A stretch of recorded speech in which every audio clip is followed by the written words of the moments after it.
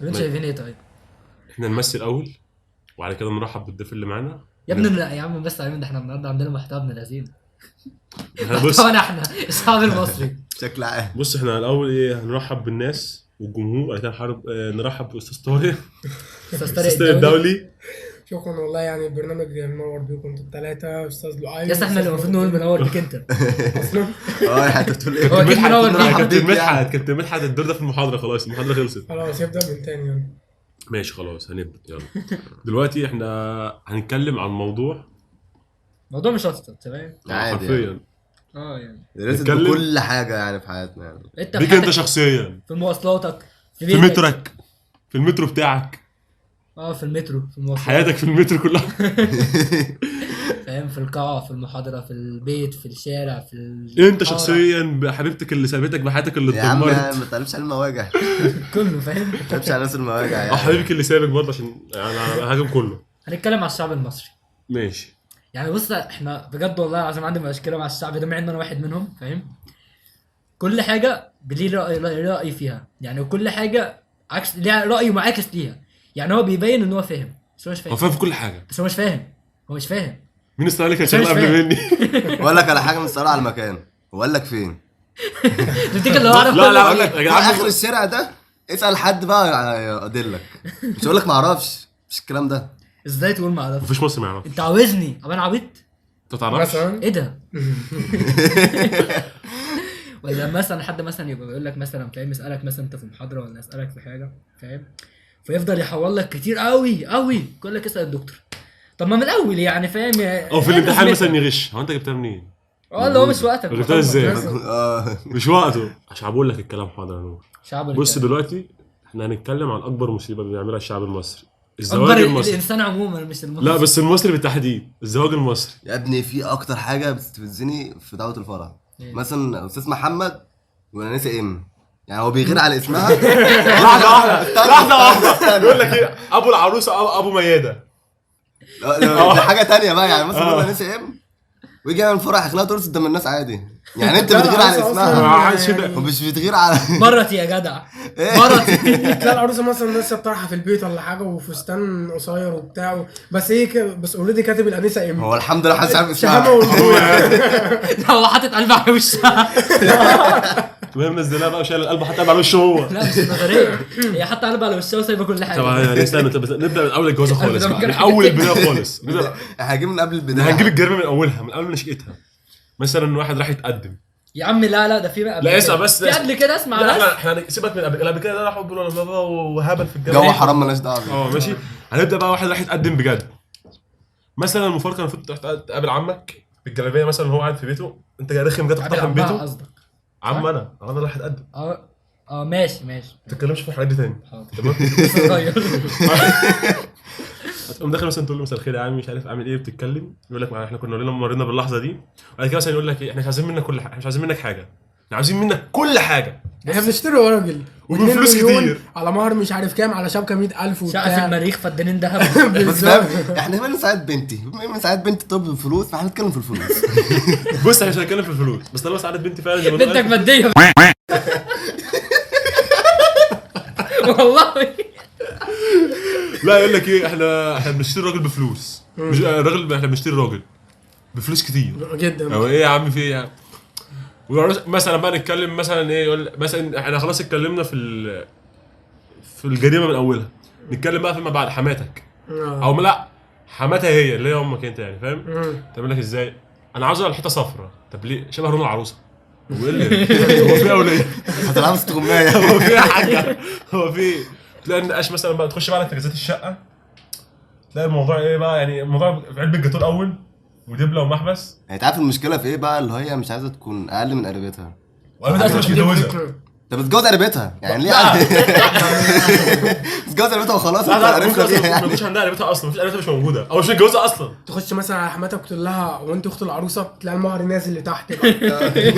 جمله يعني او لازم مثلا تقول لك تتقال. مثلا عايزين نشتري مثلا 60 فوطه، زي مش هتبقى اقل من بنت خالتها. 60 فوطه ليه؟ مش ده عارف. هي فوطه واحده امسح بيها كل حاجه.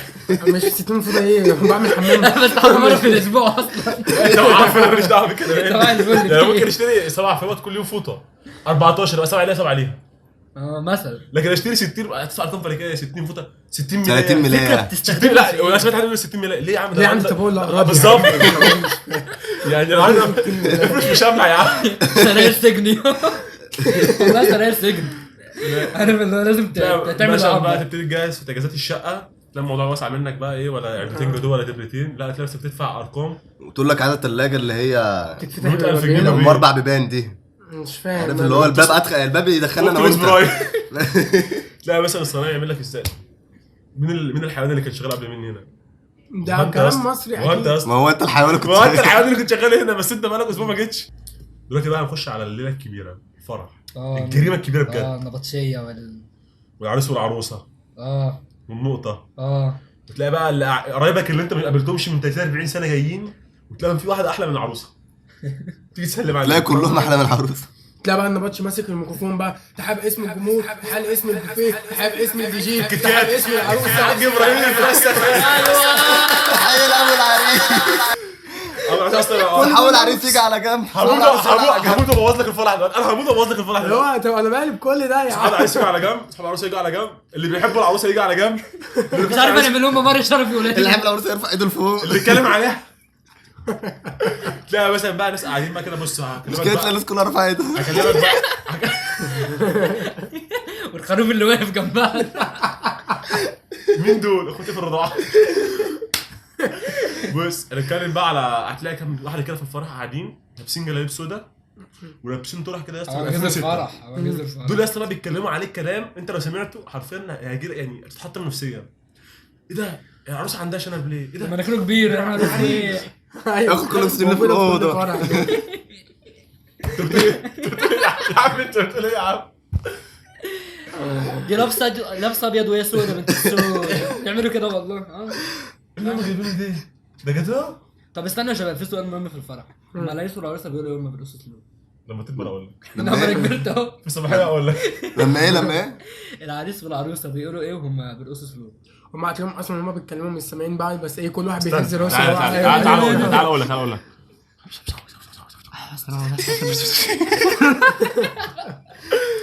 طب خلاص عارف انا بكون مش سامع. ايوه جدا وربنا ايوه جامد. ايوه يا جه. عاش والله. تلاقي بقى في الافراح بقى، والله تلاقي بقى جدك اللي انت كنت بتقوم له من انا فرح في يوم الاتوبيس، واخد بالك، هتلاقيه بقى عمال يتنطط لك وبيعقب لك في قلب الفرح. لو انت لسه قايم له من على ستك اللي الكرسي كانت عشان تعالى على طالعه كده الاتوبيس راحت أصلاً. نور. لا مش كده يا جدعان. جدك استنى. جدك قبل الفرح بيومين لازم يبين ان الروح القتاليه اللي عنده، فاهم؟ لازم يطلع فوق، حرفيا يطلع فوق ما السطح. تعرفش بجد يعني الموضوع ده تحسه موجود بجد في كل بيت مصري. يعني مثلا فرح قرب، لا لازم في حد هيموت. حد هيموت. طب ايه العلاقه؟ تخيل انت بقى لما يكون انت اكبر واحد في العيله وفي فرح قريب، عارف اللي هو لا بجد على يعني الرأي. موضوع اللي هو بجد يصير الشكل هو لازم حد يموت. يعني دي عادات وتقاليد، تحس لازم عادات حد وتقاليد يموت. عندنا. والله هنكفر ولا ايه؟ ابن خالي اخو جده مات فاجل له فرح شهر. نتكلم بقى عن اجمل شهر في السنه بالنسبه للشعب المصري. وحاوي يا وحاوي. يوحا انت عارف اصلها ايه دي؟ هي مش اياحه. لا ياحا. لا اسمها يا عم مش تفرق. عارف اصلها ايه؟ ايه؟ فرعوني. لا والله. والله يعني ايه وحوي بقى؟ لما تكبر اقول لك. ماشي. تتكلم فرعوني يعني؟ كلمني فرعوني طب. ليه هم كان فرعنا بيصوموا رمضان ولا ايه؟ ما بهزرش ده يعني. حلو. حاول اقتنع يعني انا مش فاهم. تبحث على تراهن. لا مش الفرعون. الحلقه اللي جايه لا، ابحثوا لا. عنها وقولوا لنا. لا العصر الفاطمي. كل ما ليه متعلق برمضان من مدفع لكل الكلام ده، كل ده تبع العصر الفاطمي. سمعت احنا بنتكلم بنقول لنا العصر الفرعوني اللي هو الكلمه نفسها. لا ممكن. لكن ما اعرفش انت بتعرف معناها ايه؟ لا بس بقول لك بس الحاجات دي والله مش قصدي. لا انا مش فاهم انت حاجه. عم فاهم وتقول فرعوني ومش عارف ايه. تبحث عنها وتراهن. انا مش ابحث محافظ عنها عليها دلوقتي. انا ابحث كده يا عم عنها. ايوه ابو الهول كان بيصوم خلاص كمل. لانه كان مع ان بيأذن. ابو اسد. بس يا عم. فنرجع لنقطة تانية اللي هو انت عندك رمضان في مصر بيبقى ليه حس، بيبقى ليه روحانيات كده. تحس مثلا لو الواحد مكتئب او الكلام ده، فكرة دخول رمضان لا الديلر مثلا بطل يبيع لغايه العيد عشان حرام. بالظبط. اه فانت عندك بيبيع يعني سبحه. والله ما تعرفش يعني فين الفكرة. ممكن واحد هو بيعمل حاجات حرام الشعب بس يجي المصري فعلا يبطلها في بيجي في شهر رمضان. رمضان بقى اللي هو ايه يعني هو بس احنا هنطوب الشارع ده خلاص. عارف يجي ليله العيد بقى يعوض كل الشهر ده في البيت. الشيطان جاي يعمل له رومونتادا، انت حرام. نتكلم مثلا قبل رمضان باسبوع مثلا تلاقي نفسك بتخزن حاجات لرمضان بس مفيش اكل في البيت. طب في اكل رمضان الاسبوع اللي جاي؟ لو ممكن تجيب في حاجات بقى كتيره بقى تنزل كل طب يا حاج احنا جعانين، تقول لا رمضان فاضل عليه اسبوع، طب احنا عايزين ناكل رمضان فاضل اول عليه يوم طبعا أسبوع. تعمل لنا محشي نقعد ناكل فيه شهر. المكرونه بشاميل اللي تفضل 30 تفطر يوم وتتسحر فيها. تحلل حرفيا. بس والله عندي سؤال يعني، مدفع رمضان لما كان بيضرب هي الضربه بتروح لمين؟ مثلا برضه كان في مدفع فوق القلعه اللي هي بتاعت صلاح الدين اللي هي في السيده عيشه. ايوه كان بيروح لفين يعني؟ يعني الضربه بتيجي يعني انا ما اعرفش كان انا بيروح خفت فين. خفت في حد ولا حاجه. ما بهزرش والله يعني، لو جت في حد بجد لا يعني. بس اعتقد ان المدافع دلوقتي بتبقى مدافع صوت. المهم يا جدعان، في شخص كده قبل المدفع ما بيضرب، يعني هو تحس ان هو مربوط بالمدفع، فاهم؟ مجرد قبل ما المدفع ما يضرب لازم مخه بيبقى وصل لاعلى مستوى عصبيه ممكن يوصل له، ده الرجاله المصريين كلهم يبقى مش معانا في شرطية البيت. كمان. يا جدعان يا جدعان. هيفتكك في البيت هيزنقك. لا بص احنا نتكلم يقول لك قبل نتكلم على مثلا رمضان في المناطق الشعبيه مثلا عن المصريين. مثلا هقول لك المنطقه اللي انا ساكن فيها والمنطقه اللي جنبينا حرفيا انت بتلاقي الخناقه بقى من الساعه 4 تخلص قبل المغرب بربع ساعه. يقول لك ايه يا عم احنا صايمين يا عم عيب عليك خلاص رمضان كريم وحاضر وبس. هو اصل الاداء كان مسبله اليهوديه. والله والله اللي صايم يا عم. ينعلج. ما تخليش الله مين عليه يصايم؟ هو تبقى فول. خش ابعت عليك يا ابني. بعد ما سبت له 30 40 دين وخرج عن لما الاسلام. انا شفت الموقف ده اتنين بيتخانقوا قدامي، واحد واقف في العماره من فوق واحد واقف تحت، اتنين ماسكين صناديق حاجه ساعه ازاز وبيحدفوا في بعض. يقول له يا ابني كذا يا ابني كذا. بعدها ب 10 دقايق قال لي احنا يا عم احنا جيران يا عم. يا عم رمضان كريم يا عم. رمضان كريم يا عم بجد يعني وحضروا وباسوا. تحس ان الحاره سايب بقى السنه كلها مستنيين رمضان عشان يتخانقوا، محوشين الخناقات كلها لاجل رمضان. واول يوم في رمضان بقى كده. لا في حاجه بقى بتتحدف عليك بس مش في الخناقات، عادي كاس التمر. كيس التمر. يا دين امي. لا صدق الموضوع ده مش عندي. الحمد لله ما حصلش لا، عندنا. لا. يعني ده مش حد بيوزع اي حاجه. احنا عندنا يعني قحط. مش حد بيوزع اي حاجه. مش لا، مسألة عندنا قحط الصراحة هم نفس يعني، الطريقة. هو الواد لو حدف فعلا الناس هتسب له الدين. لا احنا عندنا لو حد عارف حاجه احنا عارفين مين فاهمين مين اه بالظبط يعني. لا بجد في المنطقه عندنا في لعبه بعد الفطار كاس الميه ده دي بجد. حلوة. عاوز اقول لكم احنا لحد دلوقتي كان في شباب عندهم حاجه 20 سنه بيفضلوا يلعبوها ما بيجروا عندناش بيها. الناس احنا بنرجع الناس خروج متاخره في المعرض، فاحنا عايزين نعملها دلوقتي خروج متاخره بقى في رمضان. لا بجد تيجوا والله. في فطار رمضان ان شاء الله السنه في الكليه نعملها. نعمل ايه؟ كاس ميه بس ربنا يستر علينا ما تحبسناش. كاس ميه. ونحتفل يا ابني على كاس حبيبي. ميه يتمنا ودي. الله يخليك. يا عم امسحها يا عم عادي. فالفكرة برضو في رمضان يعني الناس بتاخد محور تاني رمضان، يعني بتنسى ان هو اصلا شهر معمول للعبادة والكلام ده، فتحس ان هم اخدوا محور تاني. تلاقي بقى عندك بقى ايه بقى خامات رمضان دي، الكباريه الليلي بتاع رمضان اللي هو يا اسمها جدعان. خيمه رمضانيه اتق الله. اسمها خيمة رمضانية يعني. بس من جوه ما خيمة نشكر فيها الله. نشكر فيها الله. نتجمع. ونتأمل في خلق الله. عشان ده حجر الشيشه تامل في خلق الله. تلاقي مثلا هنتكلم على حوار مثلا الناس اللي هو الرجاله وهم صايمين وبيشربوا سجاير. تلاقي الراجل اصلا صعب قوي. يعني خبر اسود، ده بتبقى حرب عالميه ثالثه في البيت. لا والله المود يا بيبقى ابني وحش قوي. ابويا بقى على اعصابه، ابويا مدخن فاهم، فيجي اخر ساعه دي يبقى عايز يكسر الشقه. انت عاوز اقول لكم انا اعرف ناس قبل ما بتفطر قبل ما تحط لهم بقى بتبقى السيجاره. شفت هو بتصور. ده لازم. ده ابويا كان لازم. بيعمل كده بس بطل كده يعني بقى ياكل له. ده لازم. ده غلط يعني. وتحس ان هو بعد السحور برضه لازم برضه قبل اه. يختم يا عم هيقعد خرمان حوالي كتير. 14 ساعه ولا 16 ساعه. بس تبقى فرصه حلوه للناس اللي عايزه تبطل وكده. نتكلم بقى ايه عن الرياضه بالنسبه للشعب المصري. الشعب المصري يعني بيفهم كل حاجه في الكوره. هو بس ما مدرب، بيلعبهاش. هو لاعب، هو مشجع. سلام بقى لو لعبها بتشوف حرفيا عبث. يا ابني احنا شعب بيشتم الحكم في البلاي ستيشن، فاهم انت عارف الكمبيوتر تشوف الكمبيوتر فاهم. لا مش مثلا زراير، بص فاهم؟ مش أنا كهرباء. حرفيا هو مشجع، هو مدرب، هو لاعب، هو حكم، ومحلل. هو محلل رياضي. كل حاجة. وجمهور. تحط تحت جمهور دي واو. لا ده لازم يعني. انت اهلاوي كان شاطها في البعيده. طب ما كان شاطها في البعيده بس مش هيعرف يعني، هو لسه هيفكر يعني الكوره معاه هيعمل ايه. يقول لك مثلا الشعب المصري مهتم بالكره القدم بس. يا ابني هو مقدسها بشكل هو ما بيعرفش يعملها. معظمهم بامانه ما يعني بيعرفش تشجيع الكوره في مصر. تلاقي واحد اصلا لو فتح له سبرنت هتلاقيه بينهج. يا ابني هو بقى شبه عمال الخسيت يفتح في اصلا. لعيب شبه لعيب الخسيت والله والله في شبه ساعه الخسيت كوره لا يا عم وإيه. خليهم اتنين. هو بعد بعد اول سبرنت العالم مركز. والله. التيشيرت يبقى مدهن ان هو زي الزفت وبيجري والعب كوره مش بتاعتك. بلاش انت يا عم انت بتلعب كوره في الرياضه. والله انا ما بلعبش كوره. انا بقول انا ما بلعبش كوره، ما بحبش الكوره. كلام كنا عايز تشيل كام؟ العالمي. عايز تشيل كام؟ عاوز بصور العالمي. عارف حلقه لقيته بيتذكر.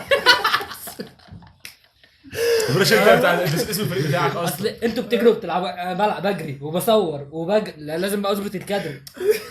كاميرا مان يا ابني. عمر ما يموت ولا يقع. لا مثلا برضه يعني حاسس ليه بيتكلم مثلا في الكوره وفي كل، بس هو ما بيعرفش يلعبها. بالظبط.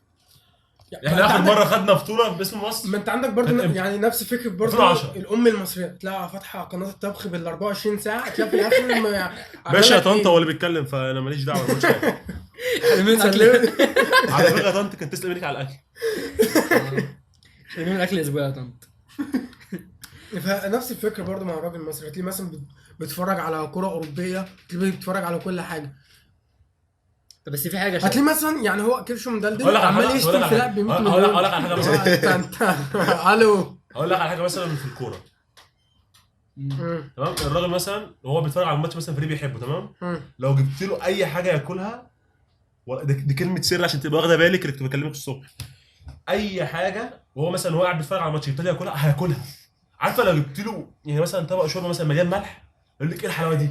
لا اوعي تساليه برضه، اوعي تساليه مثلا ايه هو في انهي، انت بتشجع انهي واحد. بس ده في كيس واحد لو الفريق كسبان. اه عارف لو الفريق خسران لو جدع قربي منه. 30 هقول لك هاتيله تورته واحتفل بعيد ميلاده مثلا. لا زي واحده مثلا في كاس العالم كان واحد بيتفرج على في الشارع. بص كان في واحد بيتفرج على كاس العالم ومندمج كده وخلاص وبيلن ومستنيه عشان الفريق بتاعه يتاهل وكده، تقوم جايه مرته بتهزر وتقوم قافله التلفزيون. يا ربنا ده حرفيا طلعها ايه؟ أنا هو طلعها. قام واخد منها الريموت، قام طلعها على الباب بتقفل الباب. والله يعني الحاجات دي ما فيهاش هزار اقسم بالله. يعني فكره اقول لك الزوجة ايه، المصرية او تفضل انهي محافظة فريق اللي على لابس حاجة زي ابيض؟ كده. انت بتشجع انهي فريق؟ اللي لابس ابيض؟ والله بس ايه غريبه جدا. تحس ان احنا في الهايبر فاهم، بنقيس هدوم. يا سلام بقى لما تلاقي ست فاهمه كوره كنز. ده نادرا ده. يعني لو بس عارف اللي هو عارف يعني اصل هات تمام المأذون ريال دلوقتي. مدريد يكون متشجع ريال مدريد. يلا تبقى اهلاويه ريال مدريد مثلا. بس في مشكله يا شباب، في مشكله مع الشعب المصري دلوقتي. احنا عمالين نتكلم على الكوره وسايبين حاجه مهمه قوي. بس نبقى لا واعيين في المشكله، كتير قوي. مش النظريه. لا استنى احنا على فكره نسيت اقول حاجه، ان احنا بنحب الكوره بس مش شاطرين فيها، لان احنا في العاب تانية ما بنحبهاش، او مش مثلا بالنسبه لنا مش بنحبهاش، هي مش معروفه بالنسبه لنا بس انا شاطر فيها، مثلا ممكن زي رياضه الشيش، الاسكواش. احنا اشطر ناس في الاسكواش على مستوى العالم. كرة اليد يعني احنا عالميين فيها. المنتخب المصري ويقول فيها. مثلا برضه كمال الاجسام زي البيج رامي، هو يعتبر كسب كاس العالم بس في كمال الاجسام. والسباحه على فكره، والسباحه السباحه. السباحه برضه ان انا رانيا علوان احنا عندنا شاطرين ناس تقيلة جدا أوي. في الرياضات، بس يعني احنا مش بنيجي ضروري. مثلا ما بنيجي ندعم احنا بنحب المنتخب نزيد. بتاعنا في بتطفي الاولمبياد، لما يبتدي مثلا الشعب المصري يركز مع المنتخب تلاقي المنتخب بيخسر. لا الشعب بص، بلاش عشان الشعب يكسب. لما بيركز مع حاجه بتخسر. والله ما بهزر. يعني مثلا يجي يشجع بيديله مصر، عين. عندك الكوميديا السوداء تلاقي احنا شعب ابن مثلا نكته. بجد، يعني انت تلاقي مصر الشعب المصري في ازمه كبيره جدا، لا وهتلاقيه بيطلع من الازمه دي نكته عشان يرفه عن نفسه او عشان يعدي الازمه دي. ده بيحصل كتير جدا. زي كانت في نكته في الحرب لما بيقول لك الخطوط انسحبت، تعرفوا ترجعوها؟ بتكلم في يعني بتكلم في بجد حاجات يا زي حاجات كده. لو كان داخل أيوة. شغال في السنتر يقول لك ايه الخطوط عندنا اتسحبت، تعرفوا ترجعوها؟ فتلاقي بجد يعني ان الشعب المصري حتى يعني روحه في الازمات اللي هو لا يعني مفيش روح الاكتئاب اللي بتبقى موجوده في الشعب المصري. خلصت الامتحان وما حلتش بس حاجه، روح- واحد سوري حبيب اخوه. تبقى قلة بالظبط حيلة عنده. والله تبقى يعني. قلة حيلة دي ومش لاقي حاجة يعملها هي حيله دفاعيه على فكره نفسيه يعني مم. فاهم، اللي هو لما تبقى قاعد في مشكله فانت لازم تضحك وتضحك اللي حواليك عشان بس الازمه تفك. بس ده غلط يعني. انت الصح في الحاله تاخد دي الموضوع بجدية. تاخد الموضوع بجديه، يا عم تشوف هو- الحل بجد. ولا بس واحد على فكره لو احنا خدنا الموضوع بجد احنا فاهم كنا زماننا خلصنا على بعض من زمان. يا اي ريت. موضوع يا ريت. بقى هنتكلم فيه يا هو فعلا ريت. يا ريت، هو فعلا يا ريت يا بجد. ريت. بس زماننا خلصنا على بعض من زمان بس اقول والله. لك حاجه بجد يعني انا لو احنا مثلا احنا مناقشتنا البودكاست لو اتكلمنا فيها جد من غير ما نهزر كان زماننا دغدغنا بعض. بس يعني مثلا على الفوت اللي انت عملت فيها ده كان زمان اقسم بالله كان انا ضربكم. محدش يعرف على الفوت يعني مفيش.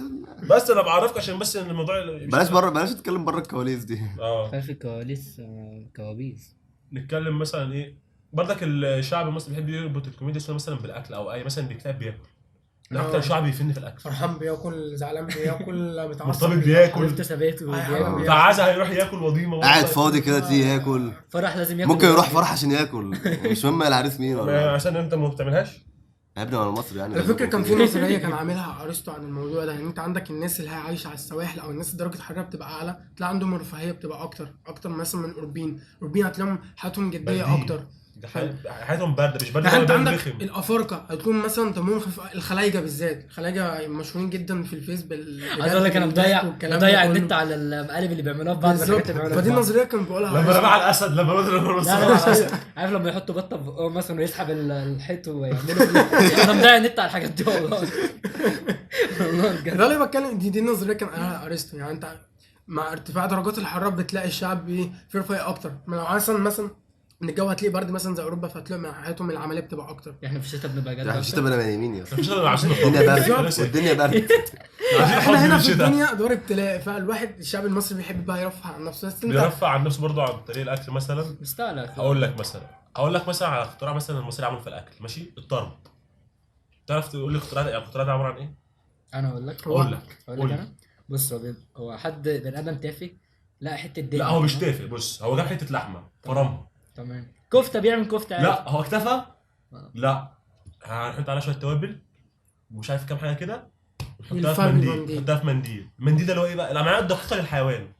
يسكت، شعب فنان. يقوم شويها، وممكن يعمل عمل ايه؟ ممكن يحط عليها مش عارف، يحط عليها شويه سمين او دهون كده من جوه اللحمه عشان لما تستوي تبقى دسمه كده جوسي. صباح الكوليسترول فاهم. يسكت، يقوم شويها، حاططها في رغيف عيش مع حبه سلطه بياكل.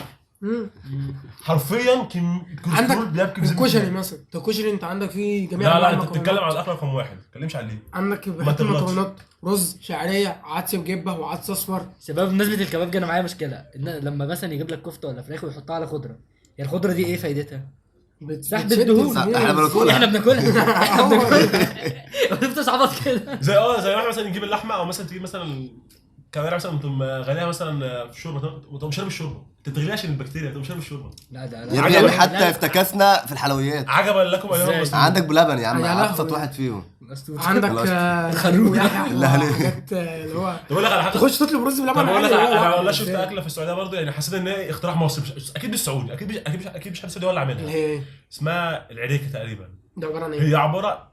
هي خليط من مش عارف دقيق وسمنه ولبن وكده. بعد ما يخلص هو بيعملها زي دايره كده في فراغ في النص، تمام؟ ويحط جوه سمنه بلدي وقشطه، تمام؟ وبيزينها بلوز او مكسرات، ويحط من فوق موز وعليه قشطه. سد الحنك يا عم. لا لا سد الحنك هو عباره عن عجين، بتاكل عجينه خام، لكن ده انت بتسويها مع دقيق ومع مش عارف ايه وحاجات. حسيت ان هو اكيد مش حد سعودي اللي عاملها. زي واحد امريكي، هو ده سد الحنك بس طوره، فاهم؟ زي واحد بيقول لك سأل قبل كده، هم ليه الامريكان ما بيتخانوش لما بيصوموا؟ احنا لما بنصوم بنخ، زي مثلا في رمضان. ليه تقترح ليه؟ يا ابني احنا مثلا احنا ممكن ليله الفطار دي ممكن ناكل 6 وجبات مره واحده. الحقيقه. طب انتوا عارفين الصحي يا شباب؟ ان احنا المفروض في الفطار مثلا نفطر على بلحه.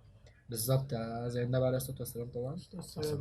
يفطر على بلحه فاهم. انت خد لك اقل حاجه ممكن تاخدها في الفطار، يعني ممكن كوبايه صوبيا مثلا فاهم. الكوبايه الصوبيا كل حاجه سهله الهضم بالظبط، عشان عمال تنزل تصلي كتير. والمفروض تتغدى اللي هو الفطار اللي احنا بناكله بعد التراويح مثلا فاهم. ده الصحي. هيجي لنا هبوط كده احنا يوسف. طبعا الصلاه على النبي يعني. لما احنا بنرفع الفطار كله قبل ما المغرب يقول الله اكبر. بس سيبك من كده والله، احنا روحنا حلوه. طبعا روحنا حلوه قوي يعني كشعب. احمد حلمي كشعب مصري شرير جدا بجد يعني، بس بيشغل دماغه. جاست كارف فاهم. حتى في المواعيد المواعيد يخرب بيته في المواعيد يعني ايه. بيقول لك الساعه مؤخره. انا مالي يا عم ولا انا كان عارف ستيشن النهارده يعني عندك واحد الساعه 8 صاحبنا جبت الساعه الا ربع. انا مالي. واحد صاحبنا اسمه عجيزي مثلا، تلاقي ميعاد الساعه 12 بتلاقيه لك الساعه 2 محشور في المترو. يقول لك لا يا عم، لا انا اللي جاي، انتوا اللي جايين بدري. مثلا احنا بقى نعمل ايه؟ احنا بنعمل فيه ان هو مثلا احنا عايزين نيجي 10 نقول له ميعاد الساعه 8 عشان ما يجي على 10 نيجي لنا 11 كده. ما هنا بقى تشغيل الدماغ المصريين، فانت هتلاقيه بقى عارف ان احنا بنقول له كده عشان يجي يا ابني قبل كده واحد صاحبي صاحبي متاخر واحد صاحبي قلت له انت قبل الساعه 10 جيت له 11 انت برضه اتاخر وجيت 12 يعني جاي متاخر عشانك. لا على فكره مثلا عندك واحد صاحبك تقعد تستناه، عارف المره اللي استناك فيها يقول لك انا زعلان منك مش هكلمك تاني. يعني عندي واحد صاحبي في ثانويه عامه كنت قاعد استناه في درس الايطالي مثلا، انزل بدري قبل منه وقعد استنى مثلا بتاع نص ساعه الا ربع ومش عارف ايه. يقول لي يا عم عادي يا عم واحد. فجه في مره هو نزل قبل مني 5 دقايق، قال لي يا عم انا مش هستناك انا مشيت وسبتك. ليه؟ رجعت المصريين ليه بجد مش فاهم ليه بقى؟ ففي الاخير طبعا يعني هنلاقي ان كل حاجه بتجمع تحت نقطه واحده، وهي الشعب المصري. الشعب المصري بخفه دمه بروحه. عندك الشعوب كلها كل حاجه، عندك الشعوب كلها تلاقي مثلا بتحب الشعب المصري. عندك حتى يعني انا شايف مش مفهوم، معلش أنا بس القطع شايف مش كلامك، مفهوم يعني. معلش القطع كلامك يا طارق. هو بالنسبه للحته دي يقول لك مثلا الطيار المصري اكتر واحد لما بيروح في اي حته بيأثر طيار في مصر. الراجل الطفل المصري المصري أذكى الراجل واحد. المصري في اي حته بيعمل الناس ليه؟ كلها تحبه. ليه؟ مش مصري يا ليه؟ ايه مصري؟ ايه مصر مصري؟ عنده جبروت يعني ايه مصري؟ وقوته. يقول لك الطفل المصري اذكى طفل في العالم. ده اغبى طفل يعني اللي احنا شفناه ده. لا خلي لا، على بالك، فكرة. الشعب الامريكي اوروبا تضرب بيه المثل بالجهل. الشعب الامريكي اكتر شعب جاهل في العالم. يا عم خلينا في هو الشعب بالنسبه لنا احنا المصري. جاهل، أقول لك بالنسبه لنا لا. احنا متعلم، بالنسبه لهم هو جاهل. يا ابني يعني الشعب الامريكي عامه الشعب انا الامريكي شايف ان اكتر ناس بتتعلم صح واكتر ناس عندهم تعليم صح بجد هم اليابان وشرق اسيا. والله كبرتوا الموضوع يا شباب، والله احنا شايفين ان احنا خلاص بقى كده ونقوم ايه. ده مش كفايه دس مستاهل في الشعب يعني. المصري وكفايه دس فينا، نكتفي بهذا فاهم؟ الكلام. كفايه يعني. مع السلامه. عايز ده تحضر في طارق؟ موت. طروقه مش لا. هتيجي معانا تاني. هنيجي معاكم مش تاني، هتيجي معانا تاني. مش هاجي معاكم مش تاني. هتيجي كفايه عليك. يلا مع السلامه.